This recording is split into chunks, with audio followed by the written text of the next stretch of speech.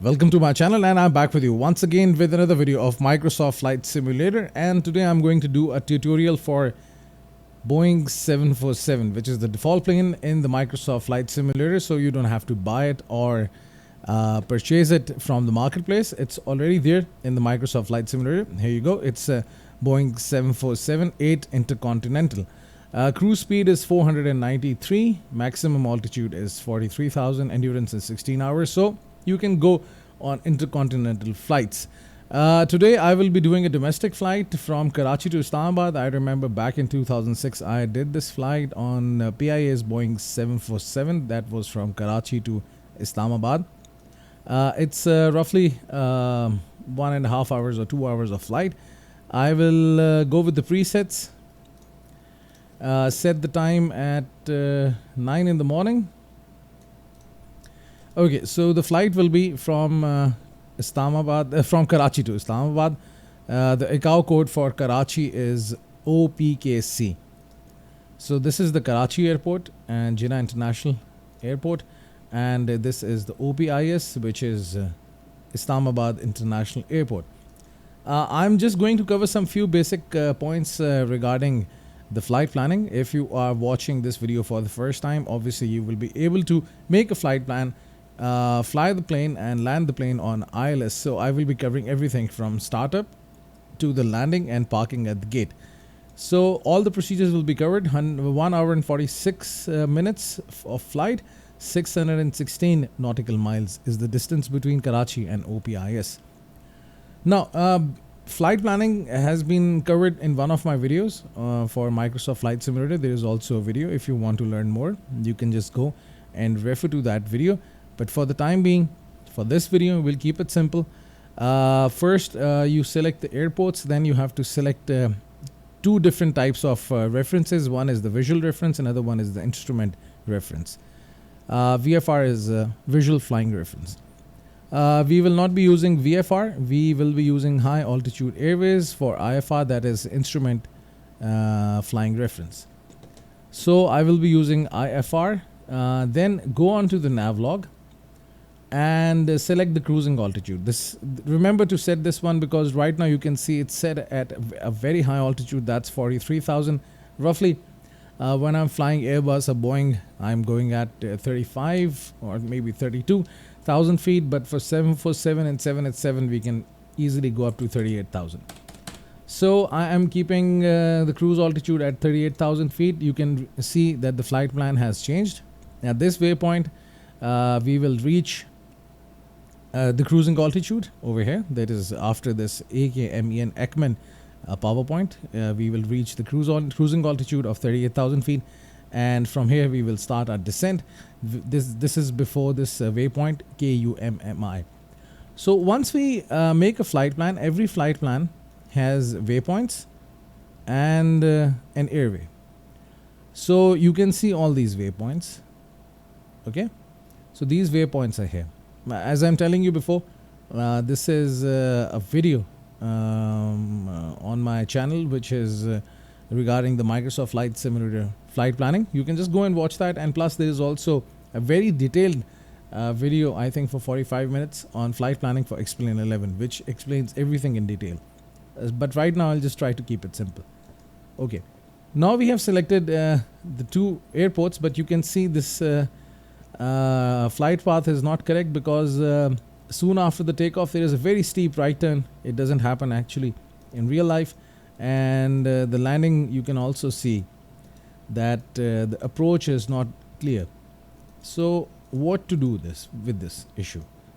So there is a very simple solution to it. You have to find the SID and stop. You can see you cannot just come like this and land, turn immediately and land. You have to have an approach. If you are going to land on runway 28 right, you have to have a proper approach. Maybe you're coming from this point and then land straight away. So in order to have a proper departure procedures and arrival procedures, you should have a SID, which is standard instrument departure, and you should have a star, which is known as the standard arrival. So now we are going to select the SID and the star. But before this, I'm going to select the gate from which the plane will be starting, because in Microsoft Flight Simulator, if you start straight away from the runway, the plane is in already in the start position. Engines are up, the navigation systems, everything is up. But if you start from a gate and the plane starts from the cold and dark state, everything is off, the screens are blank, lights are off, engines are off, everything is off. So you have to turn it on. So in this video tutorial, I will be covering the startup procedures also. So that's why we're going to start it from the gate. So once you select your airports and you select your IFR high altitude airways and you select the cruising altitude, select the gate. So over here, you see different gates. I'm going to use the gate 49 for this flight and I will set it as departure. Okay, let's go back.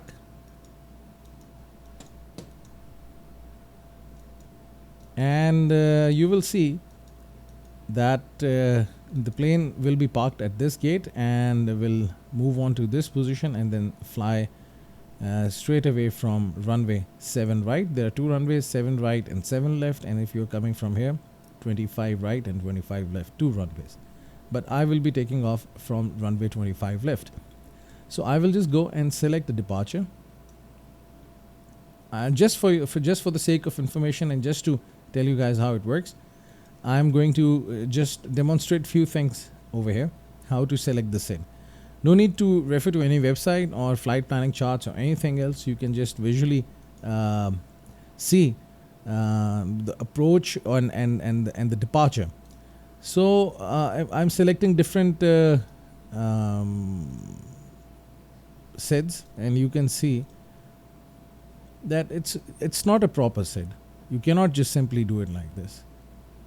Oh, if you are flying out from runway 7 left, then it's good. Yes, so you can see this is a proper SID, a departure. You just simply push back from this gate, then taxi to this runway, and you fly out of this runway, and that's it. So it's a good departure. But let's see if I have a 25 left departure. So you can see that this departure is not even a good departure. It doesn't happen like this in real life. So we have to select the right one.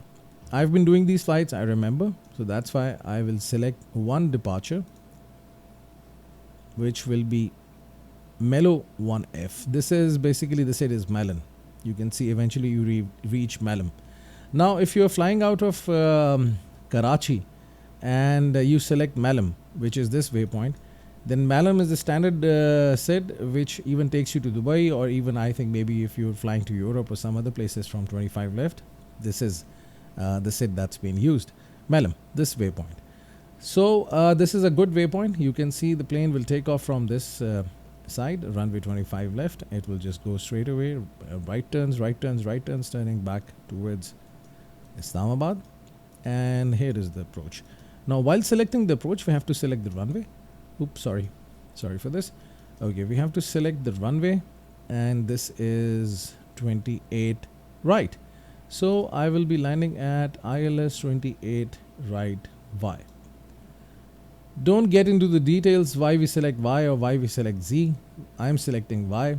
As I told you before, there are different videos on my channel which have explained everything in detail, so you can just go and watch those videos to get the understanding of the flight planning, because I don't want to spend so much time with the flight planning right now. Now for the approach, obviously we can select different waypoints and we can see. So this Belk 1C, it's a good approach.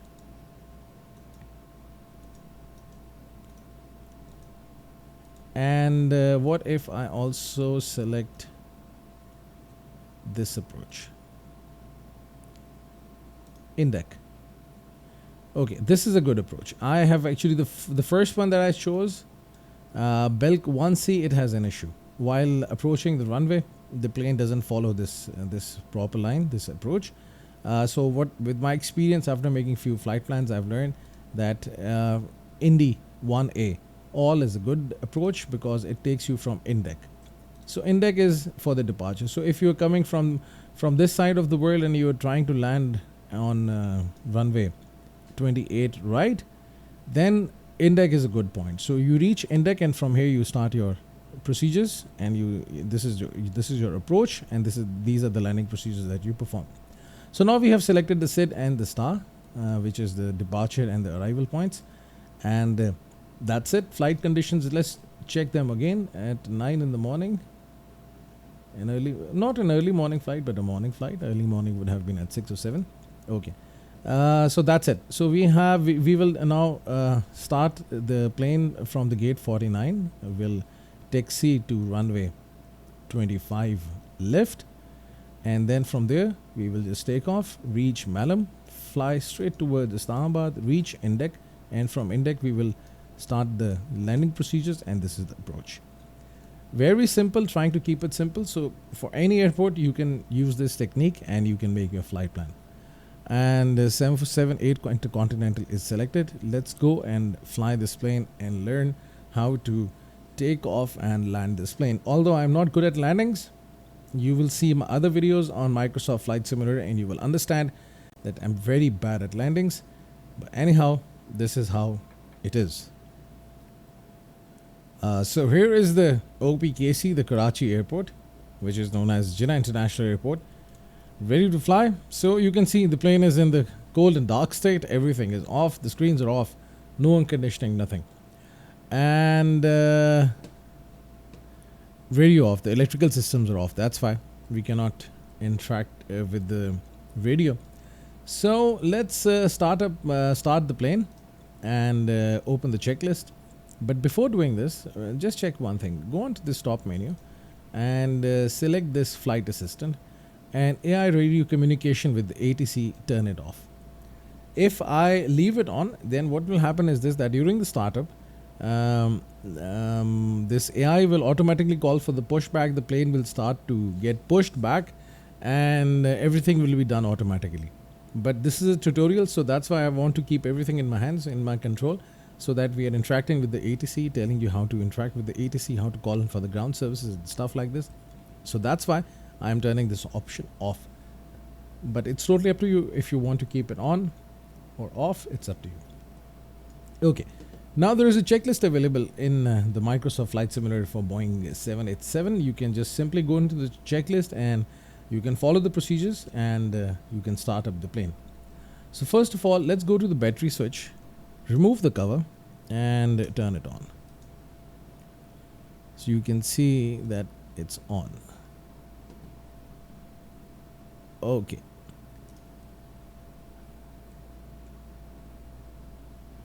So it's on. Great. Okay, now standby power selector. Before, okay, fine. I'll tell you this thing later, till the time we reach here. So standby power selector should be set to auto. And now you'll see that everything is on.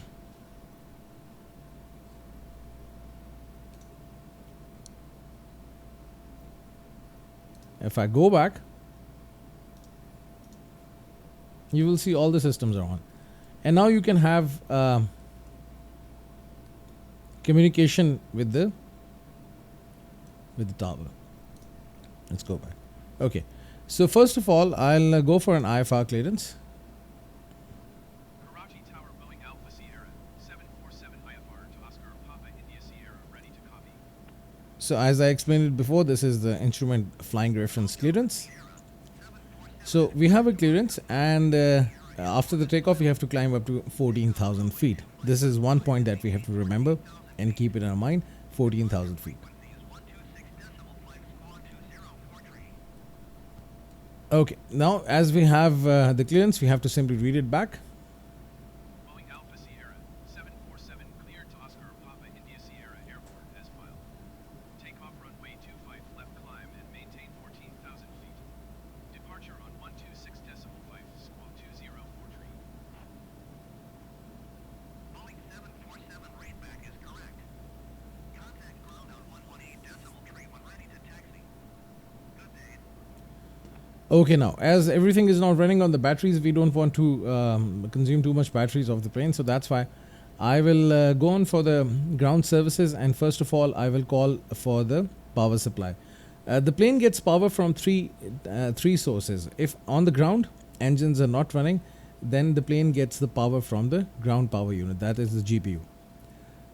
Before the pushback, the plane, when the GPU is disconnected, obviously plane cannot get pushed back with the ground power unit and take off with the ground power unit. The APU is started, and after the pushback, the engines are started. So then the plane gets the power from the engines. So first of all, I will call for the power supply, and we will just go out. Boeing Alpha Sierra 747, could you please send a ground power unit? So GPU, you will see the GPU was on the standby. So we have the ground power unit now.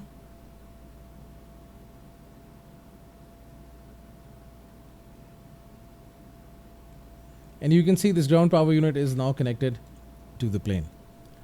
So let's get back into the plane and carry on with the startup procedures. External power on if available.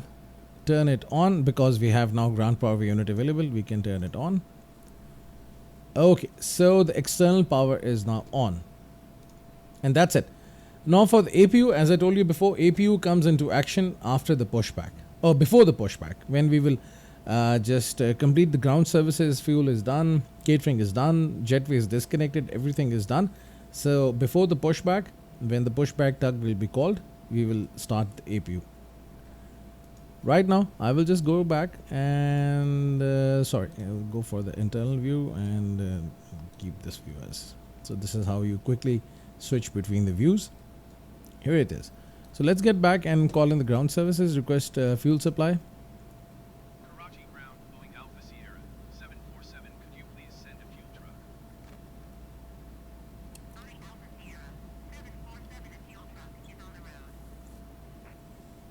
Let's call in the baggage service. Karachi ground, Boeing Alpha Sierra 747, could you please send the baggage?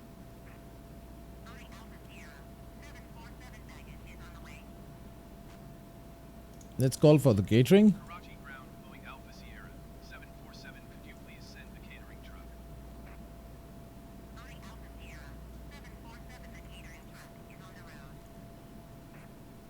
And let's request the jetway connection.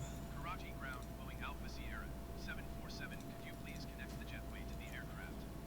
So you can see now the luggage is here. The jetway is getting connected. The door will open and the jetway will just get connected to the plane. And soon we will see the catering truck. It is here. And soon the fuel supply will also come. So these are the ground services. So if you were wondering that how to call ground services in Microsoft Flight Simulator, then this is the video to watch.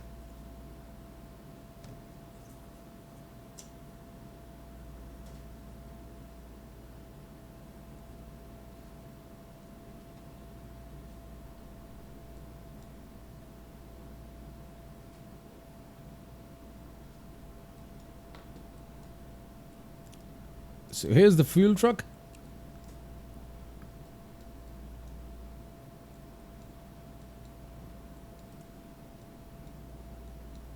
Where did it go? Okay, it's here. They drive really slow. The fuel truck's speed is really slow.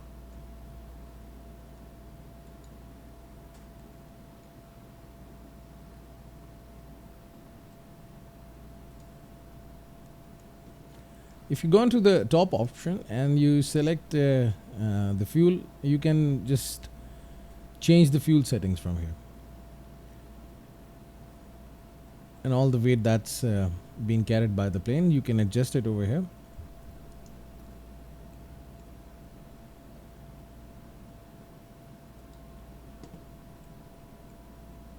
For this tutorial, I'm not getting into the calculation of the fuel. Whatever has been set by default, I'm just keeping it like this. But if you want to have some realistic touch to it, then you can just search it over the internet how to calculate the fuel. But just for this tutorial, I'm trying to keep it simple. Okay, now you can see the fuel truck is also connected to the plane, and the fueling is done, and soon it will be disconnected.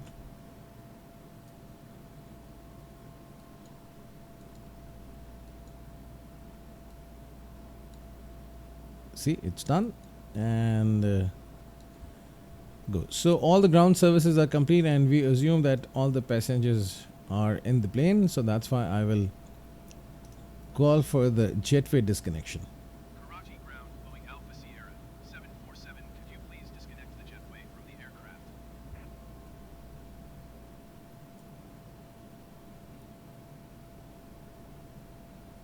And that's it. So everything is now done. Now it's time for the pushback, but before the pushback, we have the clearance. Request taxi IFR. Right now, we will not request for the taxi because taxi we will call in after the pushback. Okay, so it's time to now get request fuel supply, power supply end. Let's go here. And let's turn on the APU first, and once we turn off the ground power, then we'll ask the ground power to end. So for the APU selector, first of all, take it to start, and then it will automatically come to on like this. Done. APU generator switches on when available, lit. APU generators on. We have turned them on, and once the generator is available, then it will say available. Let's wait for it.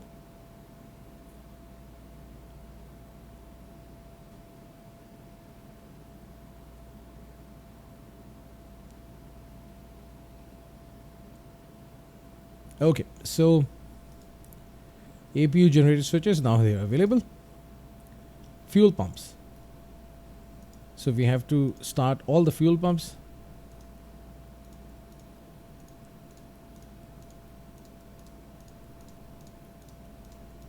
Fuel pumps on, and now turn on the beacon. The beacon is here. Turn on the beacon. Beacon is basically a light which tells the ground staff that the engines are about to be started, so they have to back off. So that's why beacons are important. Okay, now I will not start the engines.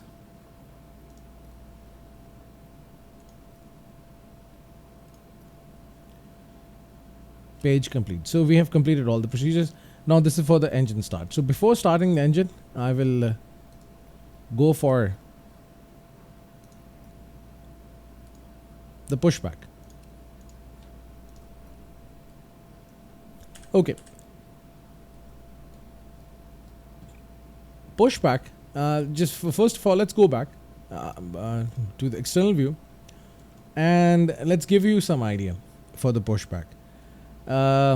Generally, or in real life, there are definitely in the Microsoft Flight Simulator as well, in the simulators, there are basically taxiways, and then there is a runway.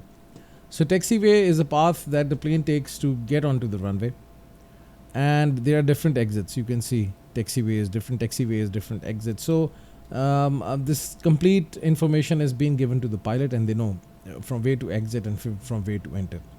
Right now you can see there are two runways, 25 left and 25 right. This is the right one, right runway. If you are looking from this direction, obviously we are going to take off in this position. So one is the left runway, and this was the left, and this is the right.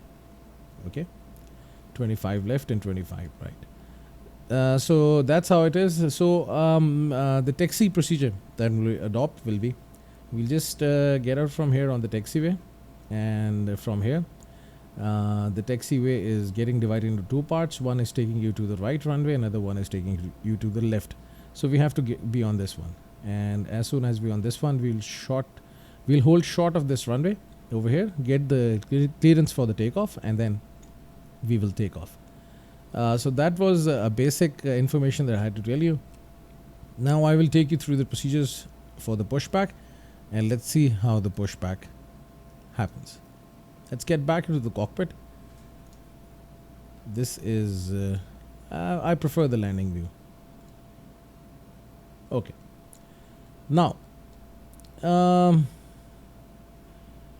as you saw that in the beginning, once we got the IFR clearance, we got the clearance for 12,000 feet. So I will adjust the altimeter to 12,000 over here. So this is the altitude for the autopilot. Okay, and below 10,000 feet, we will be keeping our speed at 230 knots. And above 10,000, we can take it up to 280 or 320 knots. So that's it. Okay. It's too high. Let's get here. Because the view was too high. Okay. And now everything is good. This is the parking brake. You have to release the parking brake for the pushback. Let's go to the radio and let's request the pushback. Karachi ground, Boeing Alpha Sierra 747 requesting pushback. Release the parking brake.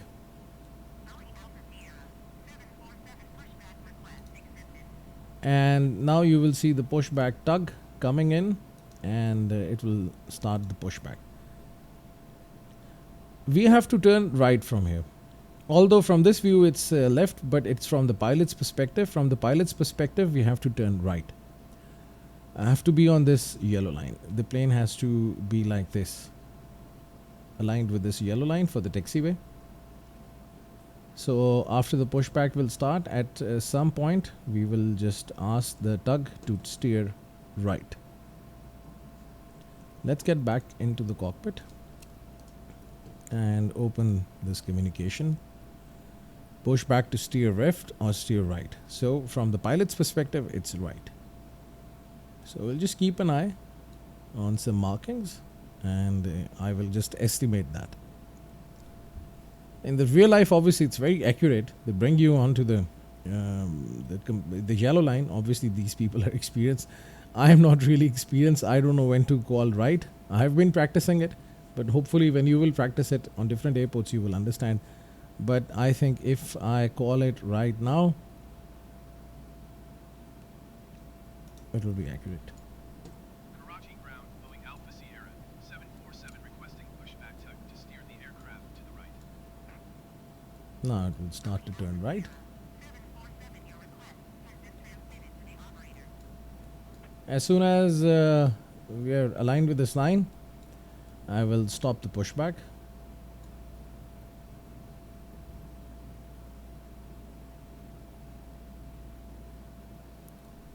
When I'm normally flying the plane, it's easy, but once you're making a tutorial, it gets very difficult because you have to be very careful. Alpha Sierra 747 Stop. requesting the end of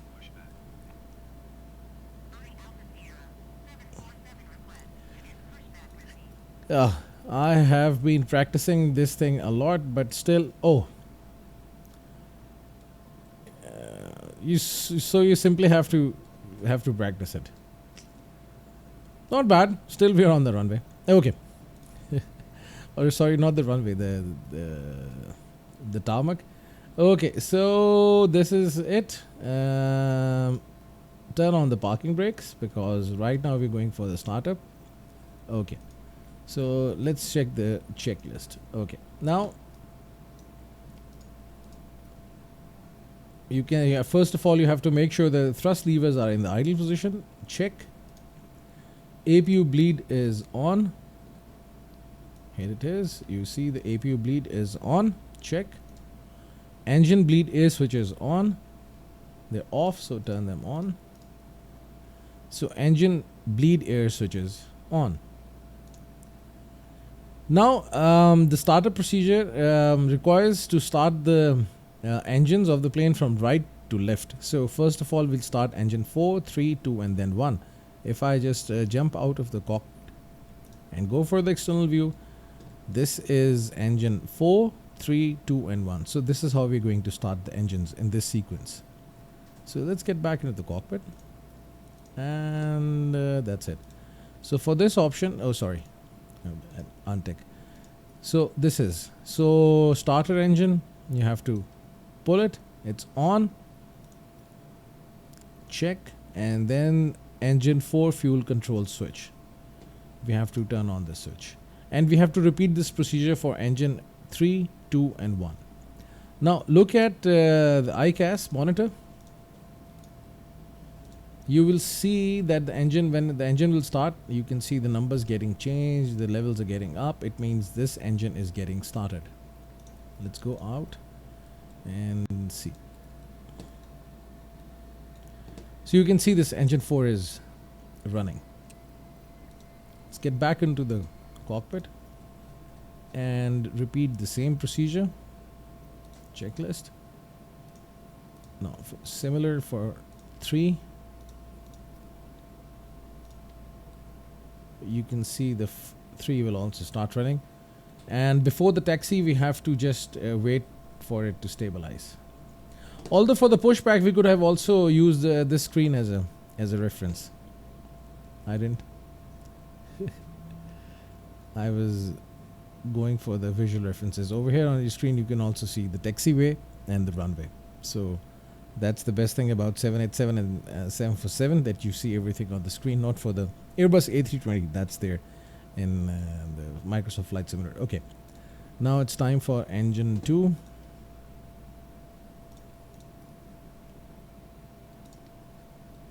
I'm just using this option to quickly jump through the views.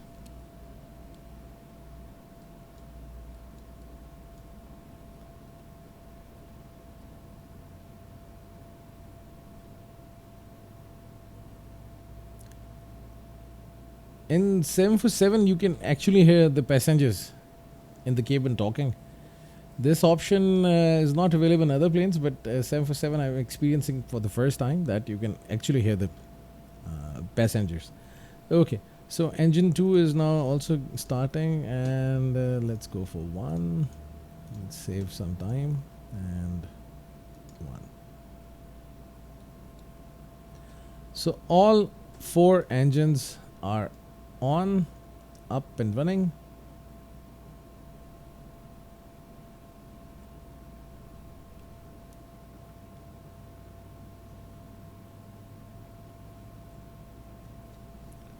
Let's jump out of the cockpit and see. I just love the pushback. It's kind of challenging, but somehow practice makes you perfect.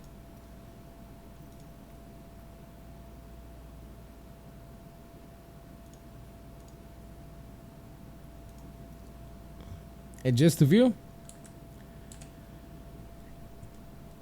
Fine. Before we take off, we also have to look at one more thing. Go to this option, which is MCDU, Multifunction Control and Display Unit, which interacts with the flight management system. Go to Initial Reference and select this option, Takeoff. So I'll take 10 degrees of flaps. Just enter the flaps. You will see V1 is at 171 knots and VR is 180 knots. So VR means rotate velocity. So you have to pull back on your stick for takeoff at 182 knots. So when over here on this PFD, when you will see 182, you have to rotate back on your stick, or to pull back your stick, and for the takeoff. Okay, and after the positive rate of change climb, we'll just retract the gears. So that's it. So this is one information which you have to check. Another check is the weather information. The engines, now you can see they are stable.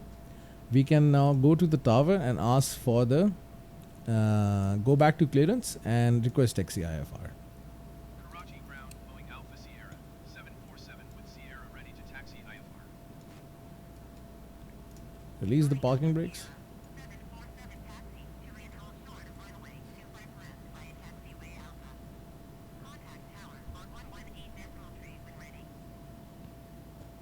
So we have clearance for the taxi, so I will just give some little power to the engines for the taxi. Remember, the taxi speed should be less than 20 knots. So you should not be going at a very high speed. Let me just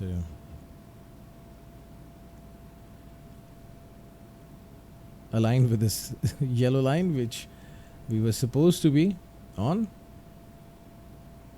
So this is a reasonable speed. 38% power given to the engines. Oh yes, I did. Let's get back to the tower and acknowledge.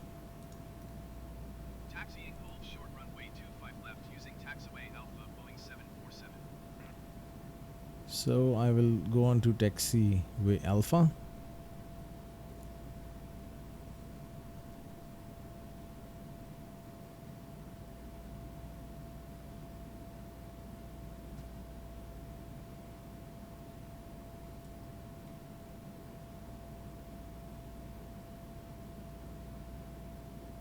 It's a big plane, so that's why you have to be very careful with the taxi.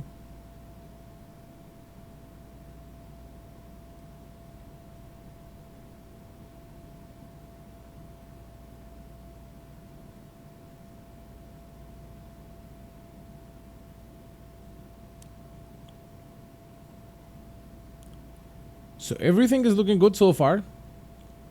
No issues till now, and hopefully there will be no issue.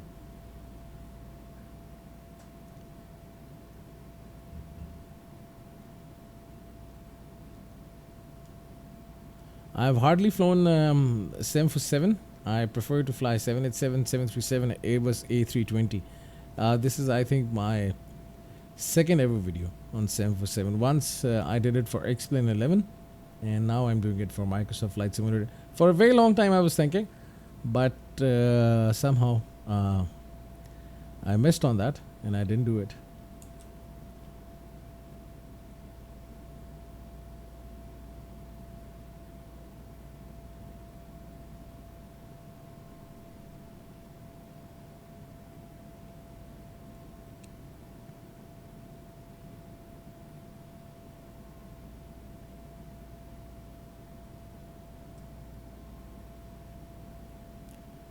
Okay, so right now we're going to turn left from here because this yellow line is taking us to the right runway and we have to go onto the left runway.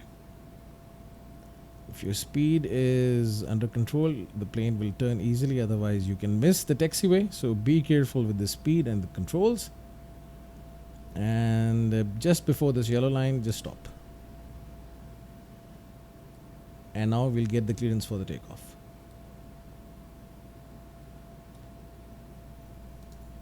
Over here, takeoff clearance. Karachi Tower Boeing Alpha Sierra 747 at runway 25 left ready for departure IFR to Oscar Papa India Sierra. Boeing Alpha Sierra 747 altimeter 29.3.189 at 10. Cleared for takeoff runway 25 left.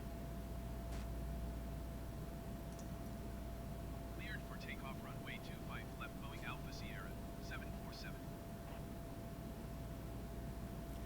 Okay, some basic thing I want to tell you that over here when we got the clearance for the takeoff, you must have seen that the tower told us that altimeter 29.83. Okay, plane has got different sensors and one of the sensor is to basically gauge the altitude of the plane and it is done using the barometric pressure. So we have to adjust the barometric pressure of the and you will see the altimeter will be set 29.83. So this is the control which changes the barometric pressure. As I'm changing the barometric pressure, you can see the altimeter is getting adjusted 29.83. So this is it. So from the takeoff airport, we should know the barometric pressure, and for the landing we should know the barometric pressure so that our altimeter is properly aligned. Then we have it. Okay, and that's it. And after the takeoff, there is a transition altitude for every airport, but somehow anyhow above 10,000 feet you can keep it as a standard just to keep things simple. Okay, I didn't take the flaps, so flaps I set it to 10 degrees. So take the flaps. I think that 10. You can see this is the control for the flap, so it is set at 10 degrees. You can see over here, so 10 degrees flap. Let's see if I go out.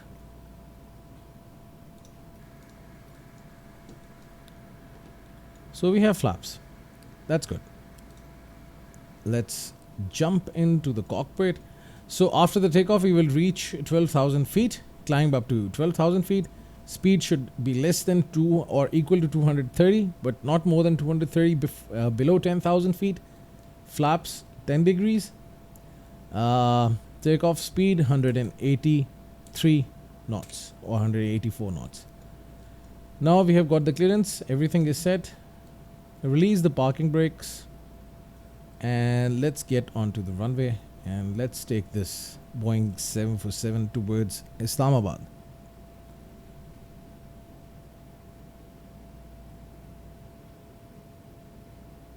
One more thing, your flight director should be on. Turn on the flight director, auto throttle on, because this is what we will be requiring after the takeoff. Auto throttle should be on so that the autopilot can manage the speed of the plane.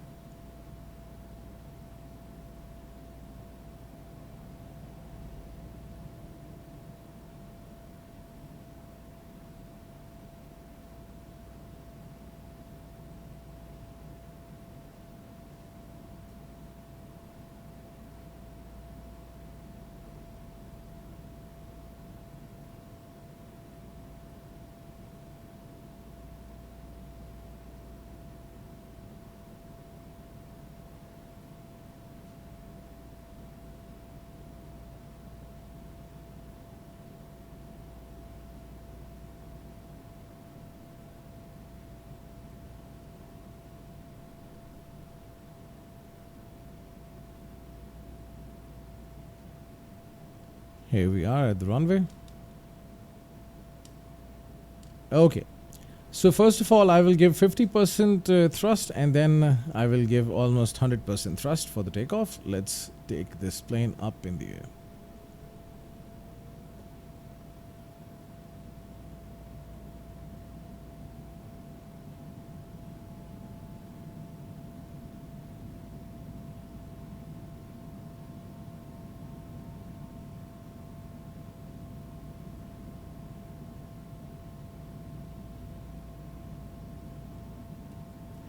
Just keep an eye on the speed.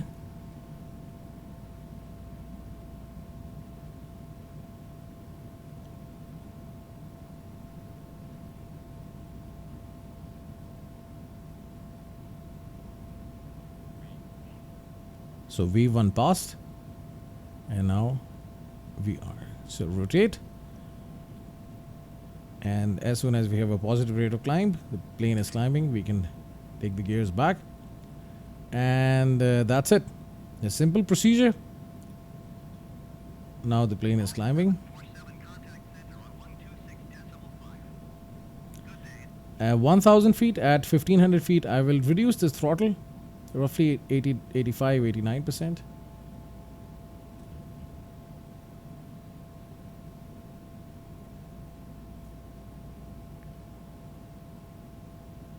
Because you cannot keep on flying at 100%. Okay, what I'll do right now is this. I will first of all acknowledge the handoff, and then I will turn on the AI communication as auto. You can see that my speed is not increasing because I was climbing at a very high rate, because I was also adjusting this control for the AI. So now I will just reduce the climb rate so that... Yes, okay. So you can see now it's time to take back the flaps. Retract the flaps so that we can further increase the speed. Because flaps not only provide you lift but also create drag, due to which the speed cannot be increased. So that's why we have to compensate the climb rate along with the speed in order to... I don't know what I'm saying. I'm actually trying to concentrate. Okay, I think it's time to take back the flap so that we can increase the speed, and it's going 260 knots now. So I can increase the climb rate so that the speed is reduced. So you have to actually compensate your speed with your climb rate. So you can see now we are going at 270 knots. We should not be more than 230, so I can climb further. So as I am climbing further and I'm increasing the climb rate, which you can see over here, the climb rate.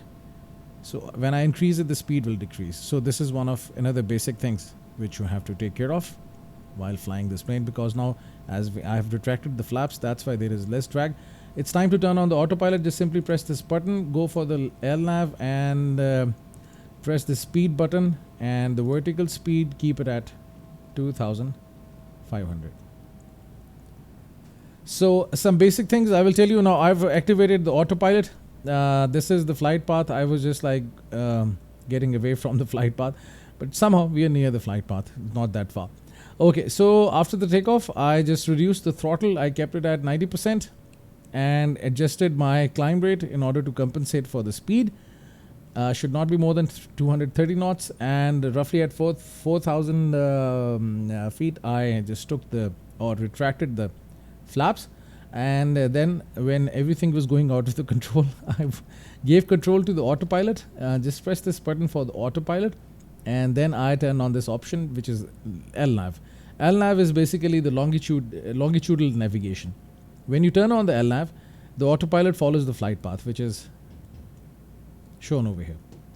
So this is the flight path. So this is your longitudinal navigation. So the autopilot will follow the longitudinal navigation.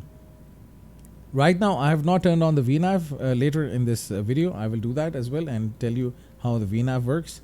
So I'm also going to take you through VNAV once or maybe yes, we can turn on the VNAV, because now we are above 10,000 feet, we can take the VNAV. So once I turn on the VNAV, the speed will also be controlled by the autopilot. Right now I was controlling the speed before.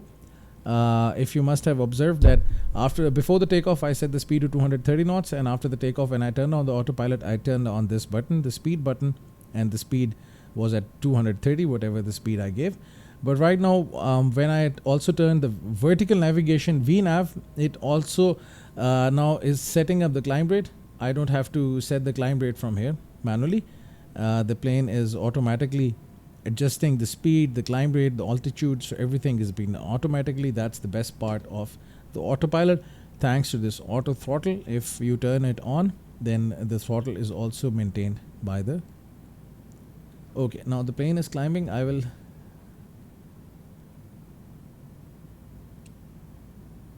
Okay.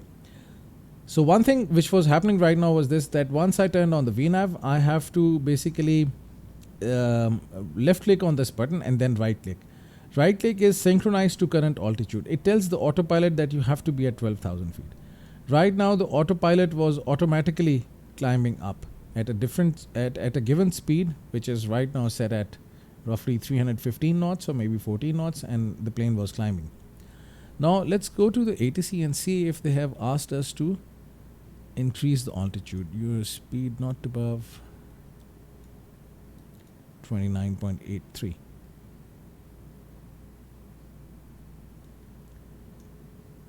It was 14,000 feet. Sorry, it was 14,000 feet. So I will then select the altitude and I will change it to 14,000. Left click and then right click. You will see the plane will automatically start to climb. And here's the climb. Take some time, just wait for it, and then the plane will climb. Because right now speed is manually controlled. If you automatically controlled. So if you want to manually control the speed, it's very simple. Just press this vertical speed button, the VNAV will disappear, and now you can manually control the climb and the speed. So it's very simple. So right now if it's going at 310, I can set it to 300. You can see the speed is reducing, so now the plane will fly at 300 knots, and the climb rate is 2,550 feet per minute. You can see the plane is climbing at... No, right now it is not climbing, it is adjusting its climb rate to compensate for the speed. Once it reaches 300, then it will start to climb, because during the climb it's difficult to maintain the speed. So once the throttle is adjusted... Oh, it's also leveling off at 14,000. So 240. I will go to 240. Climb and maintain flight level 240 Boeing 747. Okay, now as you can see, the plane was leveling off at the given altitude of 14,000 feet. The vertical speed disappeared. So I want to get it back once again because we have to start our climb to 24,000 feet. So that's why I will press the vertical speed button and again adjust it to 2,500 feet per minute. And the plane will again start to climb with a speed of 300 knots. And the climb rate is 2,550.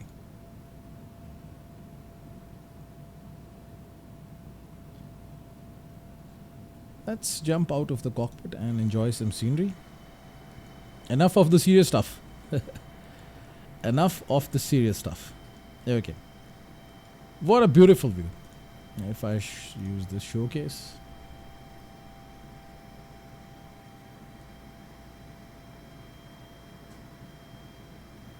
Brilliance. Brilliance. So now after the takeoff, the plane is turning constantly right towards Islamabad to be on the flight path. Okay. So let's get back into the cockpit and let's continue from where we discontinued. After 18,000 feet, we have to reduce the vertical speed because the air gets thinner and it's very difficult to then maintain the speed and the climb and stuff like this. You don't want to stall the plane. So that's why you have to reduce the vertical speed, because if you're climbing at a very high rate, obviously more power is required by the engines, which will put more pressure on the engines, and plus the plane will stall. Okay, so two things I'm going to do. First of all, I'm going to reduce the vertical speed to 1,850 feet per minute, and more. I'm going to set this barometric pressure to standard. Standard is 29.92. You can either adjust it manually or simply left click and then right click, and you can see the altimeter automatically adjusted to 99.92, because above this altitude you use a standard altitude. Why we are doing it? Okay. In X-Plane 11, I never used to do it because I was not synchronizing my altitude with the ATC. But in Microsoft Flight Simulator, the ATC synchronizes your altitude. It sees that at what altitude you're at this time. So if your barometric pressure is not properly set, there will be a disconnect. You might be at 14,000 feet, but the ATC might see you at some other altitude because they have their barometric pressure settings as well, and they are also gauging the altitude. So due to this reason, there will be a disconnect, and you might hear errors from the ATC to climb or to descend to the given altitude. So that's why it's always remember in Microsoft Flight Simulator, adjust your barometric pressure, a small setting, which will adjust your altimeter so that it is synchronized with ATC. Okay, I will if I rotate on this wheel, I will see the complete flight path. So this is Islamabad, and this is the last waypoint index from where we will turn left towards the approach. Speed is at 300, and you can see the plane is climbing. So I think I've given you information regarding the vertical speed and the speed you can control. But very simple, in Boeing 747 you have this option VNAV. So simply turn it on. Right now I'm just giving the climb control and every control to the plane except for the altitude. So I will be only handling the altitude of the plane, and that's it. Otherwise, the simpler way would have been if I would have set it at exactly 38,000 feet and just left it like that. But in Microsoft Flight Simulator, you get the clearance from the ATC in different increments. I think it's 24,000, then next will be 31 or 32,000, then you will get a clearance for 38,000. So that's why you have to adjust the altitude manually. Otherwise, you can just turn on the LNAV and the VNAV. The plane will not only navigate its way through the flight path, but will also manage the speed and the climb rate. You can see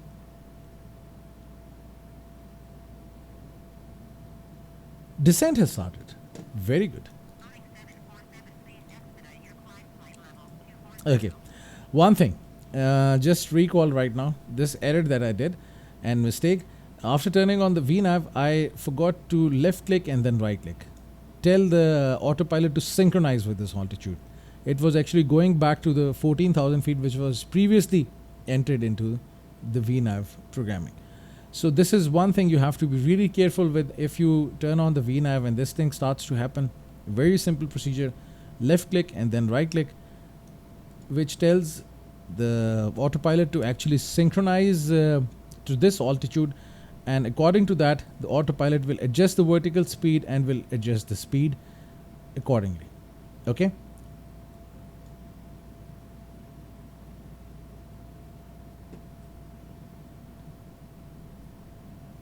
So as the plane is climbing at a very high speed, that's why the speed is dropping. So in order to have a very high climb rate, the plane is reducing the speed. So don't worry about that. But as soon as the climb rate will decrease, the speed will increase. Hopefully. Let's see what happens. So right now the plane is climbing at the speed of 238.40 knots. And the climb rate is 1,000 feet per minute, but it's about to level off at 24,000 feet. And I think the speed should also increase. But if it doesn't, it's okay. Because... Okay, so we have clearance for 370. Climb and maintain flight level 370, Boeing 747. 370. Okay. Left click and then right click. And then you will see the plane will also start to climb to 3,700. Let's go out and enjoy the view.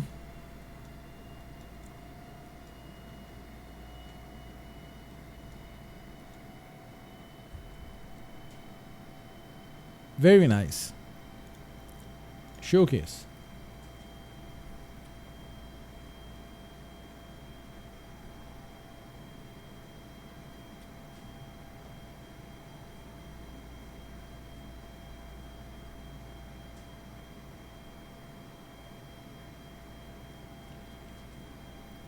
Okay, let's get back to the cockpit and see what is happening, what the autopilot is up to. Climbing at roughly 1,500 feet per minute to 37,000. So once you have LNAV activated and VNAV activated, that's it. The job is done. Simply adjust the altitude and just wait and watch what happens. The similar thing we are going to do during the descent.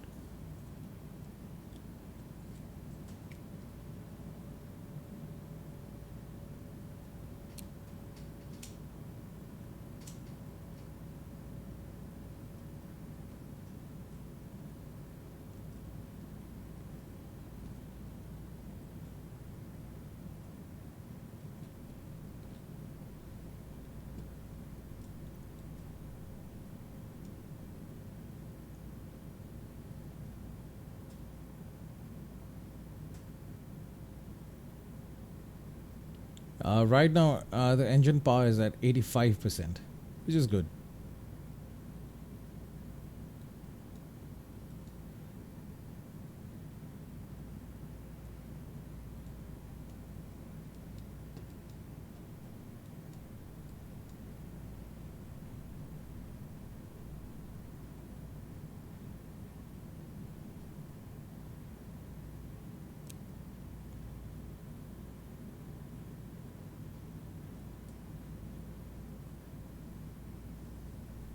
Some nice view of the cockpit.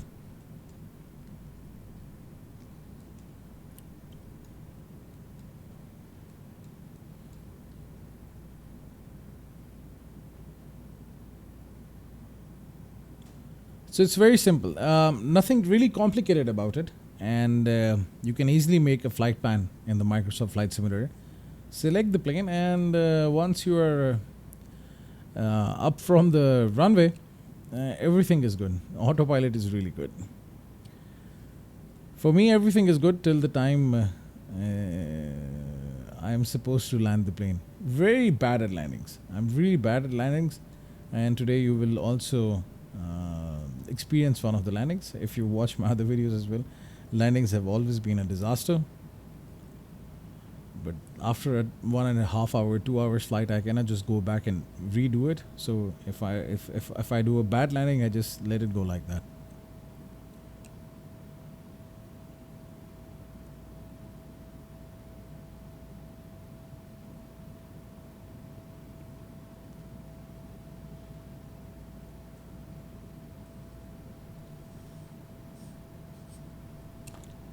Soon the plane will be crossing the 30,000 feet. Now it has crossed. 7,000 feet to go.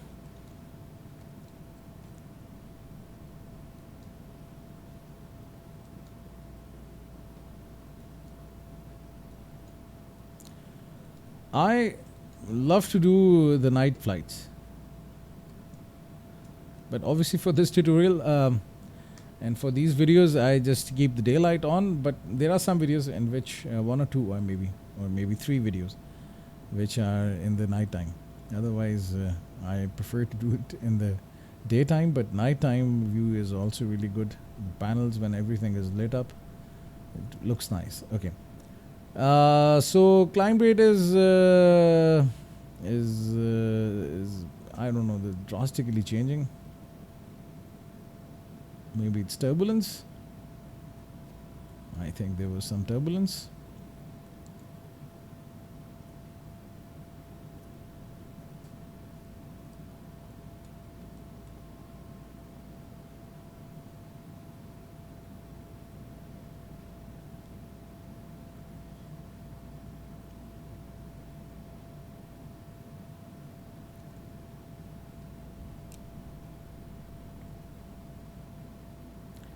If you press on this button, you can have the weather radar and different information that you can see, the airport, the waypoints, and station information. So you can see different information, terrain. But I'll just turn on the weather. It's not cloudy, that's why you will not see anything. But if you are flying in a cloudy weather, you will see the clouds.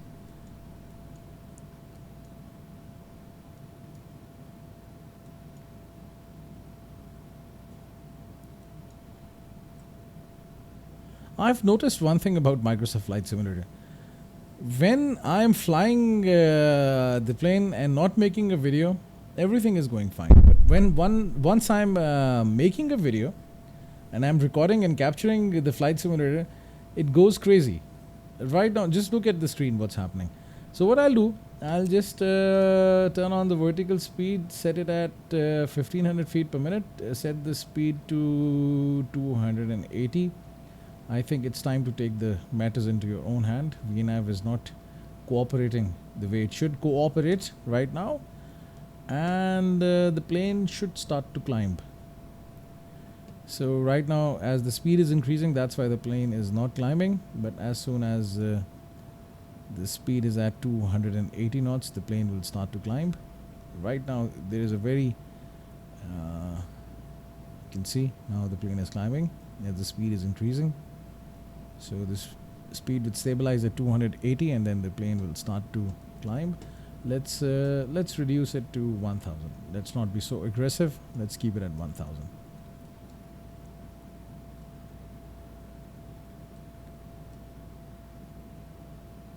When I was testing this this flight route, and when I was flying this plane before recording the video, everything was going perfectly all right. But right now, what happened? I don't know. Even yesterday, I was doing a video for Airbus A320, and it started to act crazy.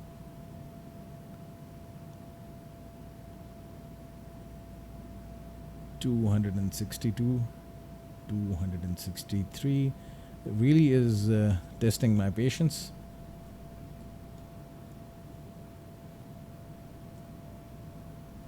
$37,000 feet, 280 knots is the speed. This is what the Autopilot is looking forward to achieve. Trying its level best. Climb rate is 730. Slightly less than what I've entered because the speed is not increasing. Okay, now another issue. I was not planning to touch this topic, but somehow I have to do this. You can see that above 30,000 feet, when I set the speed in knots, the speed was not increasing, and the plane was having difficulties with the vertical speed and with the climb rate as well. But over here with this speed unit selector, I changed the speed to Mach. Remember one thing: once you are flying the plane and you are above 30,000 feet, you have to change your speed to Mach. When you change your speed to Mach at let's say 1000 feet before, 280 knots was zero point 0.8 Machs, but now zero point 0.8 Mach is roughly 270 knots. So as soon as you go high, um, with speed selected as Mach, the speed reduces in knots. It's a very simple rule or a procedure that you have to follow. So always remember that above 30,000 feet, switch the units to Mach, set at a certain Mach level, that's 0.8, 0.6 is a reasonable speed, and the plane will automatically keep on adjusting its speed according to the altitude. Right now you can see as the plane is climbing, the speed is reducing. So you should be at this speed at this level because of this Mach. I'm not changing the Mach, but the speed is getting reduced. And as the speed is getting reduced, it is compensating for the climb. And you can see the climb is set at 1000 feet per minute. So that's the basic rule. Remember one thing. But because if you insist on climbing at the units selected as knots, obviously you'll have issues the way we were having issues. Right now you can see it's reducing. It's constantly reducing. The plane is climbing up, the speed is reducing. But it is stable at 0.8 Mach.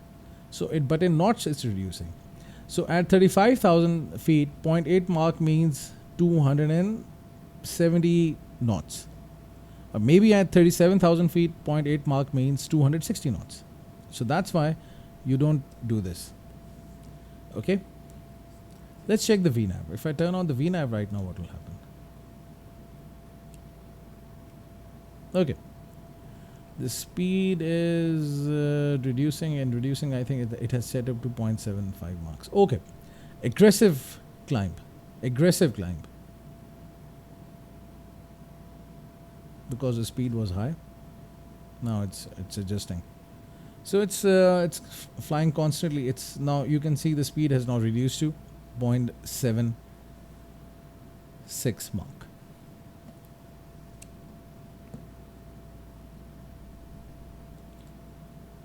.400 feet to go, and I think then we will have the clearance for 38,000 feet. Let's see what happens. Climb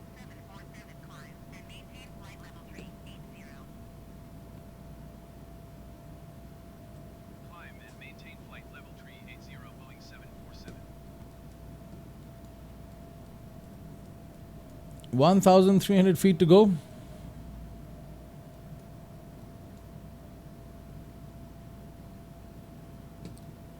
Left and then right click. Now you have given a new altitude to the autopilot, and it will try to climb up to this altitude, 37,000 feet.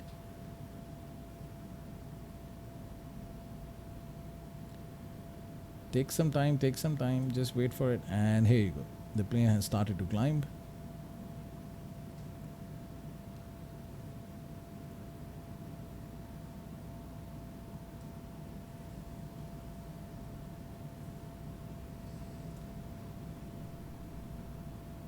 .38,000 feet. Okay, 600 feet to go. Then we are at the cruising altitude, and everything will be set.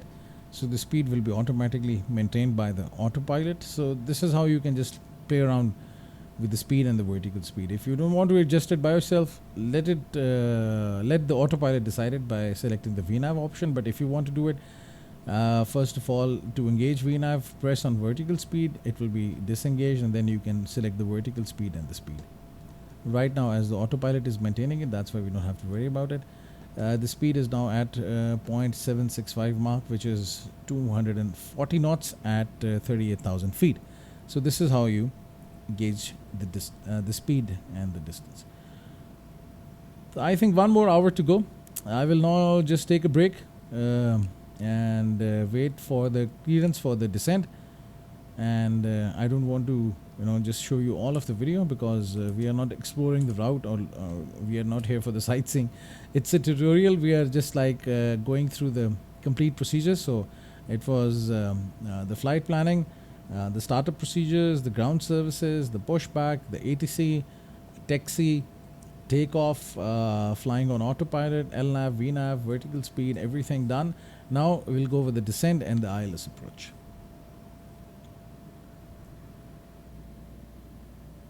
Boeing 747 descend and maintain flight level 270. Okay, now so we have clearance for the ATC to start a descent, and you can see that I've been asked by the ATC to go to descend to 27,000, flight level 270. Let's do that. Let's adjust the altitude to 27,000 feet.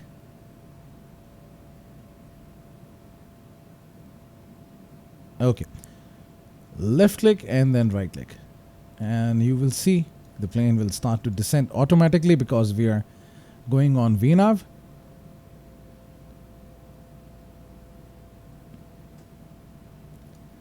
In order to have a better descent rate right now, as the plane is descending, but it's also maintaining the speed of 240 knots, the descent rate will be slow. In order to have a nice descent rate and to control the speed of the plane, Boeing 747, please expedite your descent. yeah, sure. We can have the flaps because at 245 knots we can have 10 degrees of flaps. So let's extend the flaps.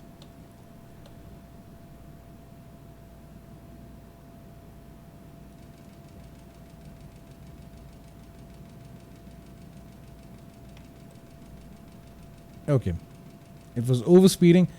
Let's have 1 degree of flaps right now. As you can see now that with this the descent rate has also increased. Now the plane is descending at roughly 2,000 feet per minute, which is a good one. Okay, so I think this is not synchronized properly over here because it said this chart says that at 285 we can have 1 degrees of flap, but for 1 degrees of flap it's 245. Anyhow, so it's better to have your flaps because then the descent rate will be great. And if the descent rate is slow, obviously you will need to rear the runway and still the plane will be really high. So in order to control that, you have to do this.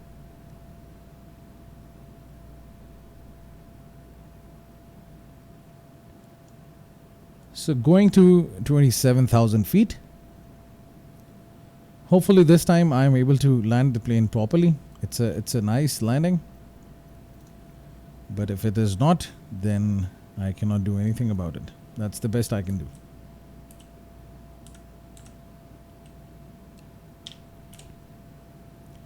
I think this is a good height to judge the runway. Your camera really matters a lot because if you're sitting really low, obviously you'll not see the runway from here. From here you will not even see the runway clearly. You have to be somewhere here. So you have to adjust your height accordingly so that you can see the runway clearly and you can judge it. Because 747 is high, very much high as from the ground as compared to Airbus A320 and 787. Obviously, the pilots are sitting on the upper deck. So that's why you think that the runway is far, but it touches down and it jumps. So this is an issue that I'm facing. It's getting a bit difficult for me to basically understand the level way to pull back the stick for the landing. So today in this video, I'll just try to make sure that it is a good landing and there is no issue in it.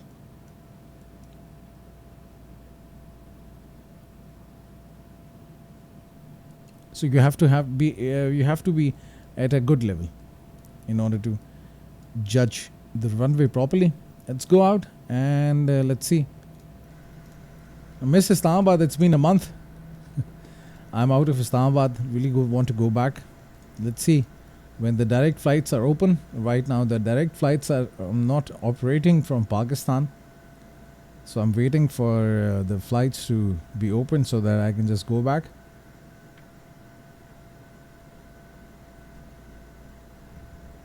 Very nice view.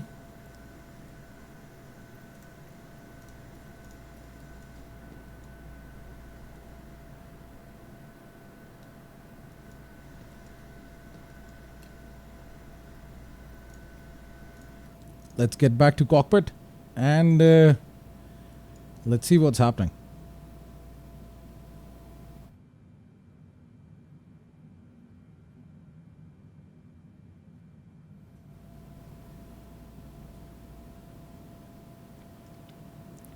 $30,000 feet.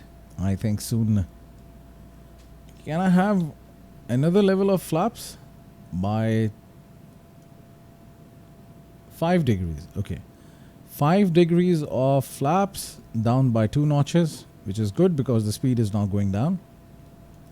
So as soon as the speed is reducing,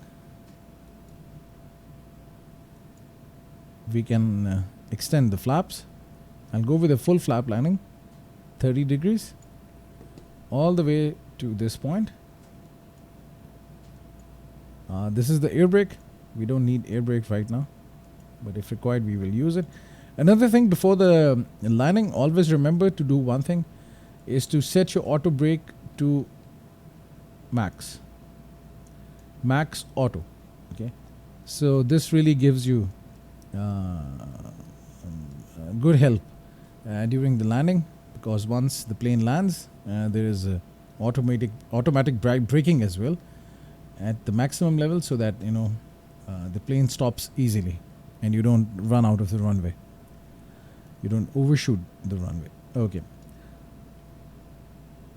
So 2 more tons, one from Indec, another one from BTR 15, and then the approach aligned with the runway. I will be performing an ILS approach and landing, and for this we need an ILS frequency. Interestingly, in Microsoft Flight Simulator, once you select an airport, this is automatically selected. The ILS frequency is automatically entered. Otherwise, you have to enter it over here. Now we have a clearance for 17,000 feet, standard procedure. Maintain 17,000 feet, Boeing 7. Adjust the altitude to 17,000 feet over here.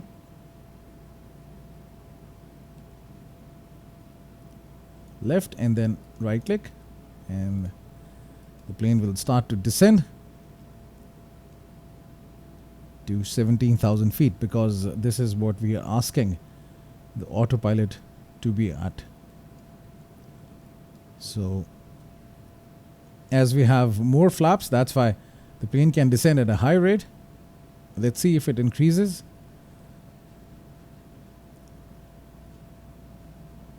So it's a decent descent rate, and somewhere here we should be at 5,000 feet.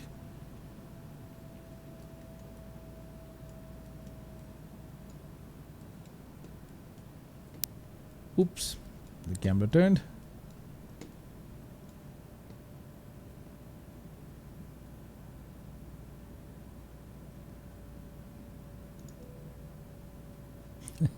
I've turned on the seatbelt sign. Didn't do it before, but now I've done it. Okay, the seatbelts. The passenger should get back to their seat and get ready for the landing. I think 20 more minutes to go. Or maybe less than that. Let's see.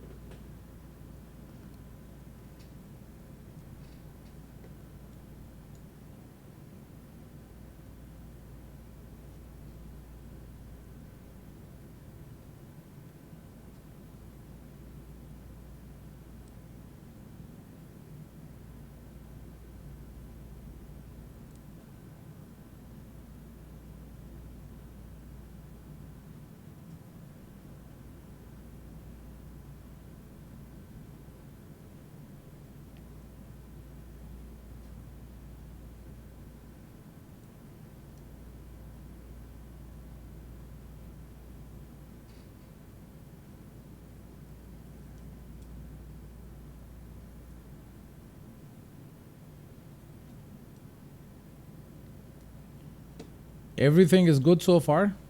Not a big issue.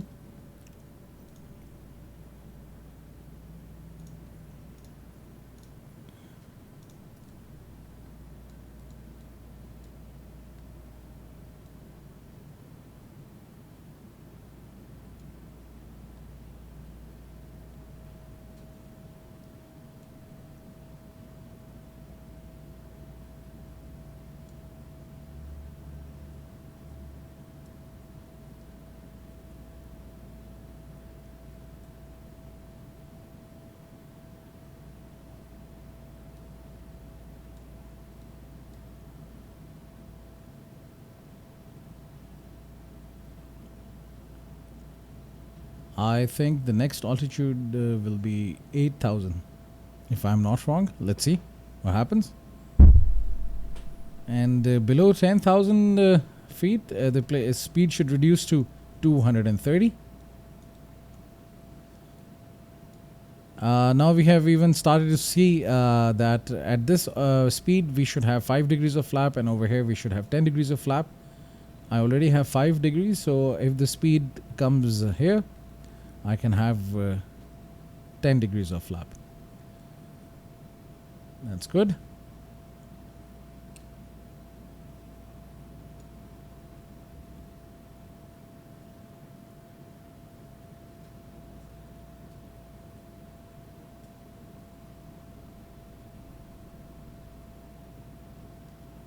Everything is looking good so far.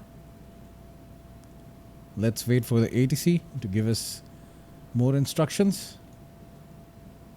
Yes, it's descending at 2,000 feet per minute, which is good.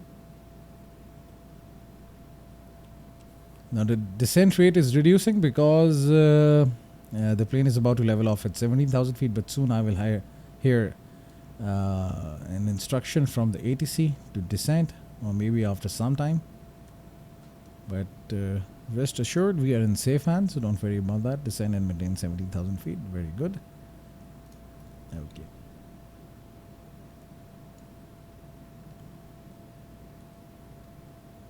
Boeing 747 descend and maintain 10,000 feet. Descend and maintain 10,000 feet, Boeing 747.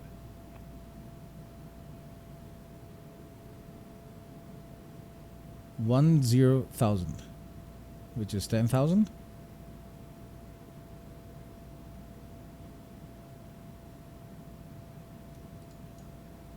Left and then right click, and the plane will start to descend.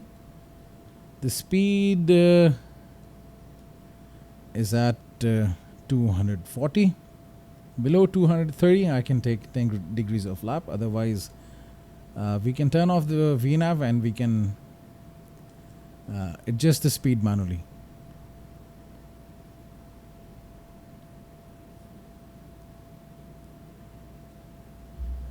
Because by this point we should be at 180 knots, not more than that.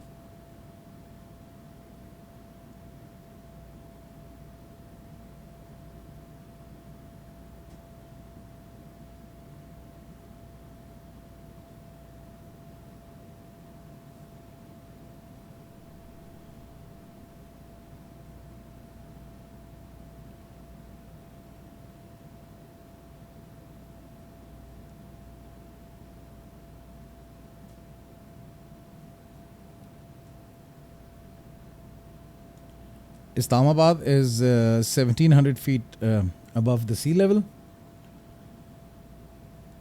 So you will not see zero over here. Rather, while landing, it will be 1,700.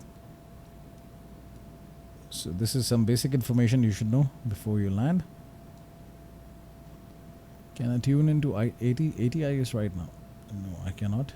Otherwise, from the ATIS, I can know the barometric pressure, and we can then match the altimeter with the ATC.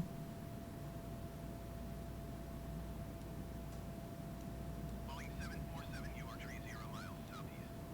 Descend and maintain 5,000 feet. Expect ILS Yankee runway 28 right approach via Easter transition. 5,000.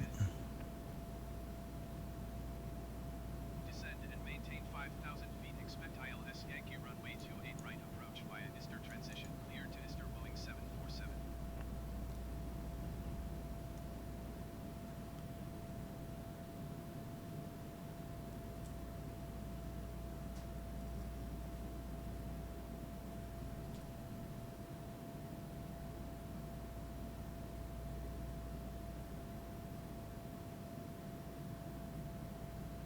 Okay.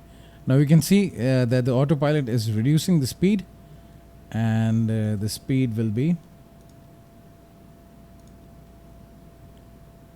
below 220, so we can have flaps.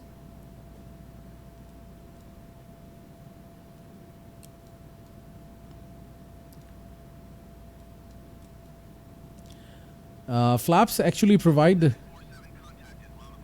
drag and additional lift to the plane.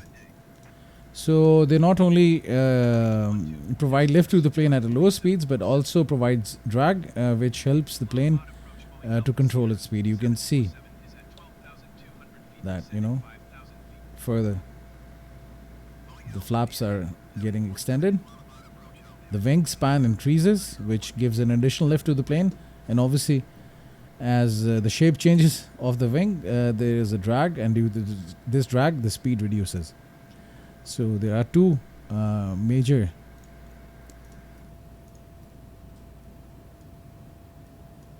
roles played by the flaps. So you can see now how much flaps do we have. We have 20 degrees flap, which is good.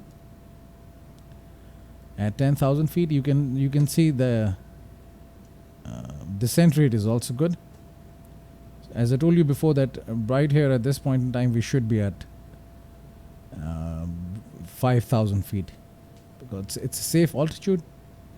The ILS frequency is already entered in the Microsoft Flight Simulator, so you don't have to manually enter the ILS frequency for instrument landing system. And then I will attempt for the ILS.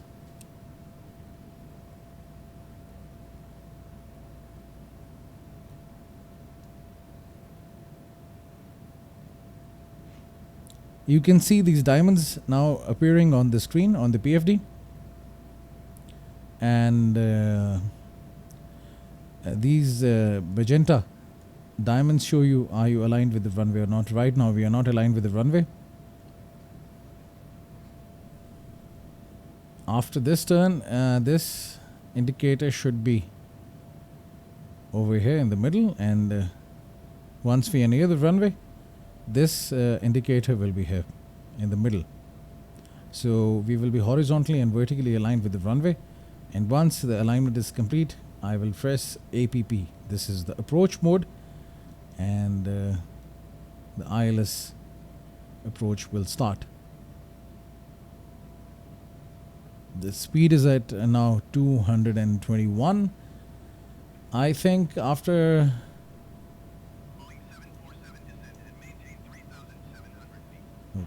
after setting it to 5,000, I had to left click and then right click.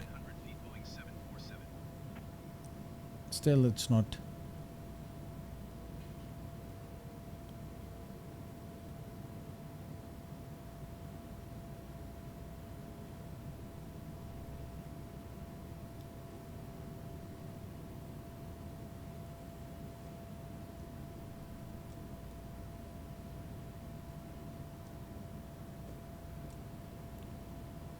So everything is good so far.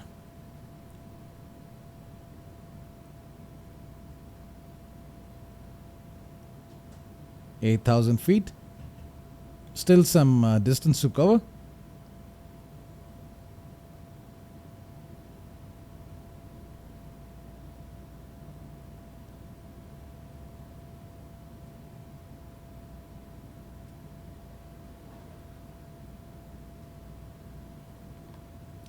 And the last point to descent will be, or the altitude will be 3,700. So once the plane is at 5,000, the ATC will ask us to descend to 3,700, and that is the final descent. And from there,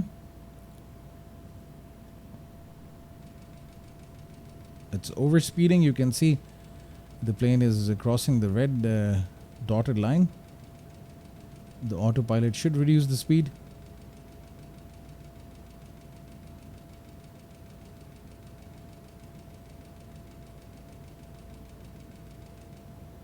Okay. Now the speed is under control. You can see the diamond is moving up. Here is the runway. And let's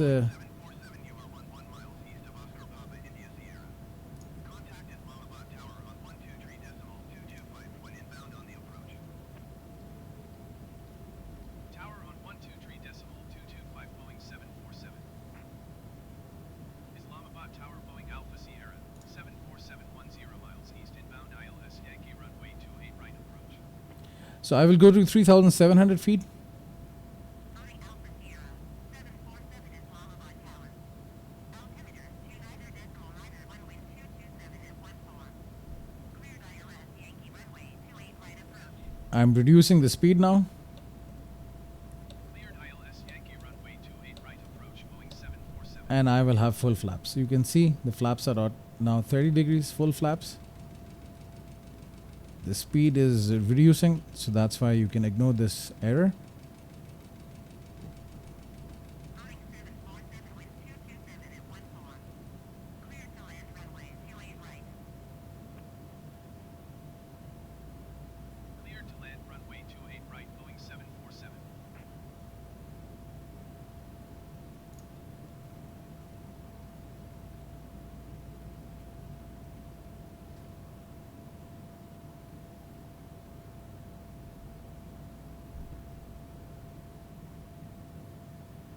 I'm manually gauging, setting the speed because I think we missed on the altitude. We were slightly coming high. Now I'm controlling it manually. So I will go to 2,000 feet with a rate of 2,500 feet per minute. As soon as this diamond is in the middle, I will activate approach. And approach is now activated. You can see the vertical speed has now disappeared. I can have gears at 2,600 feet. Speed is at 150 knots. Let's reduce the speed to 145. So you can see now the plane is it going down? It should go down. It should go down. Yes, it is. It is. It is going down. It is.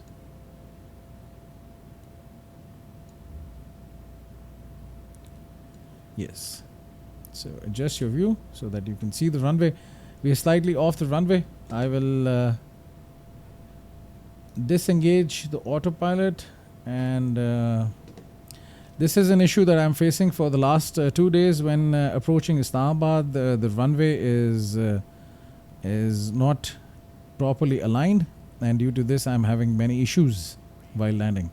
So kindly excuse a bad landing today, because as you can see that the runway was slightly off. I had to manually adjust it. I disengaged the autopilot, and soon it is going to be a disaster on Islamabad runway, and you can see that the disaster is there. There's a jump, and I wish I was 747 contact ground on 130.6. I'm trying to land. 6 Boeing 747. This was a bad landing. This was really a bad landing. But I'm sorry for that. As you can see that there was an issue with the alignment of the runway. Reverse thrust and come to a stop. Sorry for this landing. Islamabad, I think I had to align myself way before the runway. But I just wanted to show you how the ILS works, and you have seen it, that as soon as the diamonds over here, the indicators are aligned, you can then have APP mode on, and the plane automatically gets pulled towards the runway, and it's perfectly aligned. With Islamabad airport, the alignment is slightly off. I'll just try to search for another approach for Islamabad, and if this issue is fixed, I'll do another video. Hopefully you have learned the basics to fly the Boeing 747, and hopefully your landings will be better than my landing. Thank you very much for staying with me. Subscribe to my channel, because I keep on doing different videos for Microsoft Flight Simulator X-Plane 11, and soon you will get updates. Thank you very much for staying with me.